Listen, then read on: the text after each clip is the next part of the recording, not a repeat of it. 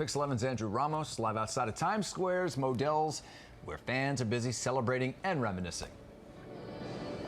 That's right, guys. Good evening. We are out here at Modell's on Times Square, and it's probably one of the busiest places right now in the city because of Mets fans. They're coming in and out all day getting their merch, because you need your merch when your team is in the World Series. Now, we all know it's been 15 years since the last time the Mets were at the World Series, and being that it is Throwback Thursday, we thought it was most appropriate to take a look back at what the Mets have been through and what exactly has changed in the past 15 years. Runner at third, 2 out. It was the year 2000, and the Big Apple was enthralled by a historic Subway Series, where the New York Mets and the New York Yankees duked it out in the Fall Classic. But in the end, the Amazins fell to the Bronx Bombers 4-1. The New York Yankees. But a lot has happened since then, with the Mets and the world around them. For starters, Shea Stadium, the ballpark the Mets called home for over 4 decades, is no more. 15 years ago, a subway ride to that ballpark would have cost you $1.50. Now the cost has nearly doubled. $1,100 a month was all you needed to land a spacious 2-bedroom in Manhattan. That, of course, not the situation today.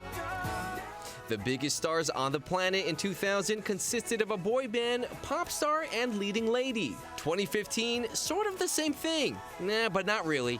And if you really want to go back in time, how about 1986, the last time the Mets won a World Series title? The team that made stars out of Mookie Wilson, Keith Hernandez, Lenny Dykstra, and Darryl Strawberry set the city ablaze. It was a good year for the Mets and apparently their ticket holders. A ticket to the 1986 World Series at Shea Stadium averaged about $40. And today in 2015, a seat to the big game is already boasting a price tag of over $1,000. But that's not going to stop these fans from going. Between 7 people, too, it's hard. Well, 9 with my parents. Yeah. It's hard to split up the tickets. We want to make sure my dad gets to see at least one He's win got for the World Series of the Mets. I was 10 years old in 2000, and I was disappointed what happened in 2000, and every year I have faith. You know, the thing with 2000, they just didn't have the pitching they had now. They had the hitting, they had the defense, but the pitching just fell short. Completely different story. So here's a little fun fact if you want to hear it.